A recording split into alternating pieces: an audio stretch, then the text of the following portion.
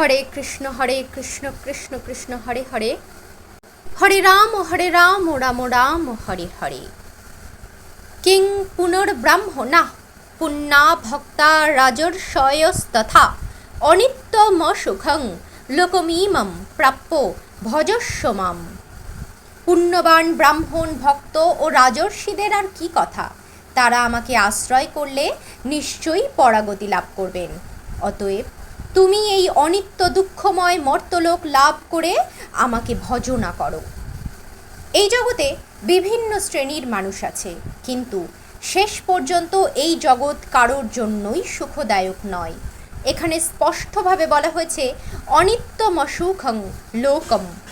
এই জগৎ অনিত্য ও দুঃখময় এবং কোনো সুস্থ মস্তিষ্ক সম্পন্ন ভদ্রলোকের বসবাসের উপযুক্ত জায়গা এটি নয়। পরম পুরুষোত্তম ভগবান এই জগৎকে অনিত্য দুঃখময় বলে বর্ণনা করেছেন। কিন্তু কিছু কিছু দার্শনিকেরা, বিশেষ করে অল্প বুদ্ধি সম্পন্ন মায়াবাদী দার্শনিকেরা বলে যে এই জগৎ মিথ্যা। কিন্তু ভগবদ্গীতা থেকে আমরা জানতে পারি যে এই জগৎ মিথ্যা নয়। তবে এই জগৎ হচ্ছে অনিত্য। অনিত্য ও মিথ্যার মধ্যে পার্থক্য আছে। এই জগৎ অনিত্য, কিন্তু আর একটি জগৎ আছে যা নিত্য শাশ্বত। এই জগৎ দুঃখময়, কিন্তু আর একটি জগৎ আছে যা নিত্য ও আনন্দময়। অর্জুন রাজর্ষি কুলে জন্মগ্রহণ করেছিলেন। তাকেও ভগবান বলেছেন আমাকে ভক্তি করো এবং শীঘ্রই ভগবৎ ধামে ফিরে এসো। এই দুঃখময় অনিত্য জগতে কারোরই পড়ে থাকা উচিত নয়। সকলেরই কর্তব্য হচ্ছে পরম পুরুষোত্তম ভগবানের প্রতি আসক্ত হয়ে তার কাছে ফিরে গিয়ে শাশ্বত সুখ লাভ করা। ভগবত ভক্তি হচ্ছে সকল শ্রেণীর মানুষের সব রকম দুঃখ দূর করার একমাত্র উপায়। তাই প্রত্যেক মানুষের কর্তব্য হচ্ছে কৃষ্ণ ভাবনামৃত গ্রহণ করে তার জীবন সার্থক করে তোলা। মন্ননা ভব মদ্ভক্ত মজ্জাজি মাং নমস্কুরু মামে বৈশ্যসী যুক্তই বমাত্তনং মৎপরায়ণা। তোমার মনকে আমার ভাবনায় নিযুক্ত করো, আমার ভক্ত হও, আমাকে প্রণাম করো এবং আমার পূজা করো। এভাবেই মৎপরায়ণ হয়ে সম্পূর্ণরূপে আমাতে অভিনিবিষ্ট হলে নিঃসন্দেহে তুমি আমাকে লাভ করবে। এই শ্লোকটিতে স্পষ্টভাবে বলা হয়েছে যে কৃষ্ণ ভাবনার অমৃতই হচ্ছে এই দূষিত জগতের বন্ধন থেকে মুক্তি লাভ করার একমাত্র উপায়।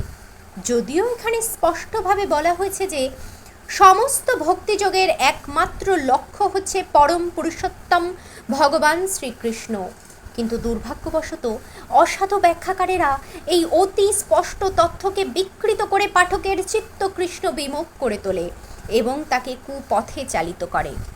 এই ধরনের ব্যাখ্যাকারেরা জানে না যে শ্রীকৃষ্ণের মন এবং স্বয়ং শ্রীকৃষ্ণের মধ্যে কোনো ভেদ নেই। শ্রীকৃষ্ণ সাধারণ মানুষ নন, তিনি হচ্ছেন পরম তত্ত্ব।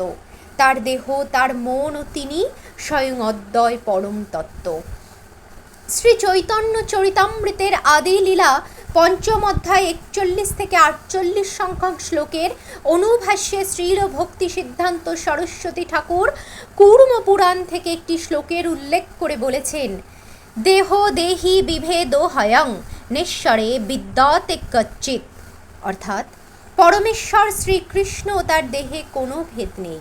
কিন্তু যেহেতু তথাকথিত ব্যাখ্যাকারেরা কৃষ্ণ তত্ত্ব সম্পর্কে সম্পূর্ণ অজ্ঞ, তাই তারা তাদের ব্যাখ্যা ও বাকচাতুর্যের দ্বারা শ্রীকৃষ্ণকে আড়াল করে রেখে বলে যে শ্রীকৃষ্ণের যথার্থ স্বরূপ তার দেহ মন থেকে ভিন্ন।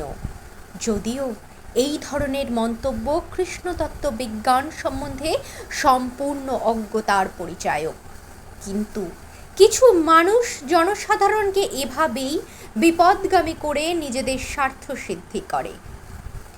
কিছু আসরিক ভাবাপন্ন মানুষও শ্রীকৃষ্ণকে চিন্তা করে, কিন্তু তাদের চিন্তা শ্রীকৃষ্ণের মাতুল কংসের মতোই বিদ্বেষপূর্ণ। সেও শ্রীকৃষ্ণের চিন্তায় সদা সর্বদা তন্ময় থাকত, কিন্তু সে শ্রীকৃষ্ণকে শত্রুরূপে চিন্তা করত। তার সব সময় উদ্বেগ হতো যে কখন শ্রীকৃষ্ণ তাকে হত্যা করতে আসবেন। এই ধরনের চিন্তার ফলে কোনো লাভ হয় না। শ্রীকৃষ্ণের চিন্তা করা উচিত প্রেম ও ভক্তি সহকারে, তাকেই বলা হয় ভক্তিযোগ। প্রত্যেকের নিরন্তর কৃষ্ণ বিজ্ঞান অনুশীলন করার চেষ্টা করা উচিত। সেই অনুকূল অনুশীলন কি? সদ্গুরুর আশ্রয় শিক্ষা গ্রহণ করাই হচ্ছে কৃষ্ণতত্ত্বের অনুকূল অনুশীলন। শ্রীকৃষ্ণ হচ্ছেন পরম পুরুষোত্তম ভগবান, এবং আমরা ইতিপূর্বে কয়েকবার বিশ্লেষণ করেছি যে তার শ্রী বিগ্রহ জড় নয়, কিন্তু তা সচ্চিদানন্দময়। এই ধরনের কৃষ্ণ কথা মানুষকে ভক্ত হতে সহায়তা করে। তা না করে যদি কোনো অবাঞ্ছিত ব্যক্তির কাছে কৃষ্ণতত্ত্ব জানবার চেষ্টা করা হয়, তাহলে সমস্ত প্রচেষ্টাই ব্যর্থ হয়। তাই ভগবান শ্রীকৃষ্ণের নিত্য আদ্যরূপে চিত্ত অভিনিবিষ্ট করে হৃদয়ে সুদৃঢ় বিশ্বাস সহকারে তাকে পরমেশ্বর ভগবান বলে জেনে তার পূজায় তৎপর হওয়া উচিত।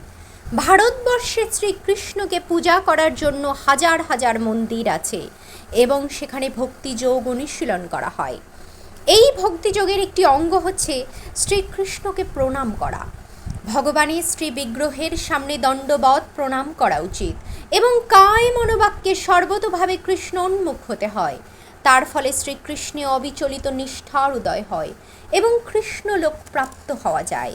অসাধু ব্যাখ্যাকারদের বাকচাতুর্যে কারো পথভ্রষ্ট হওয়া উচিত নয়।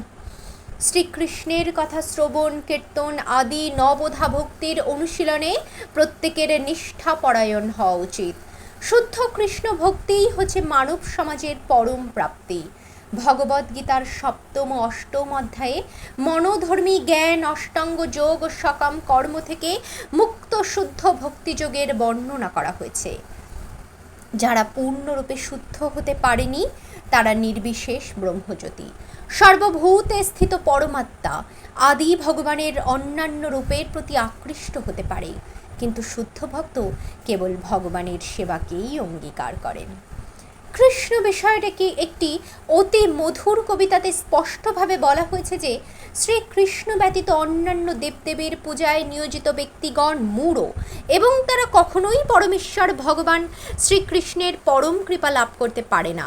ভক্ত প্রামাণিক পর্যায়ে কখনো কখনো তার প্রকৃত অবস্থা থেকে সাময়িকভাবে অধঃপতিত হতে পারে, কিন্তু তবুও তাকে সকল দার্শনিক ও যোগীদের থেকে অপেক্ষাকৃত শ্রেষ্ঠ বলে গণ্য করা উচিত। যে ব্যক্তি কৃষ্ণ চেতনায় উদ্বুদ্ধ হয়ে সতত কৃষ্ণ সেবায় নিয়োজিত আছেন, তিনি প্রকৃত সাধু ব্যক্তি। তার দৈবক্রমে অনুষ্ঠিত অভক্তচিত কার্যকলাপ অচিরেই বিনষ্ট হবে, এবং তিনি শীঘ্রই নিঃসন্দেহে পরম সিদ্ধি লাভ করবেন। পরমেশ্বর ভগবানের শুদ্ধ ভক্তের কখনো পতনের সম্ভাবনা থাকে না, কারণ পরম পুরুষোত্তম ভগবান স্বয়ং তার শুদ্ধ ভক্তের সকল দায়িত্ব গ্রহণ করেন। সুতরাং বুদ্ধিমান ব্যক্তি মাত্রেরই কৃষ্ণ ভক্তির এই সরল পন্থাটি অবলম্বন করে এই জড় জগতেই পরম সুখে জীবনযাপন করা উচিত। অবশেষে তিনি পরমেশ্বর ভগবান শ্রীকৃষ্ণের পরম কৃপা লাভ করবেন। হরে কৃষ্ণ কৃষ্ণ কৃষ্ণ হরে হরে, হরে রাম রাম রাম হরে হরে। ভগবদ্গীতার 9ম অধ্যায় রাজগুজ্জ যোগ সমাপ্ত। আপনারা পাশে থাকবেন, সাবস্ক্রাইব করে আমাকে এগিয়ে যেতে সহায়তা করবেন। আপনারা শুনতে থাকুন, আমি রোজ একটি একটি করে পর্ব আপলোড করতে থাকব। ধন্যবাদ সকলকে, অশেষ ধন্যবাদ। এভাবেই পাশে থাকুন।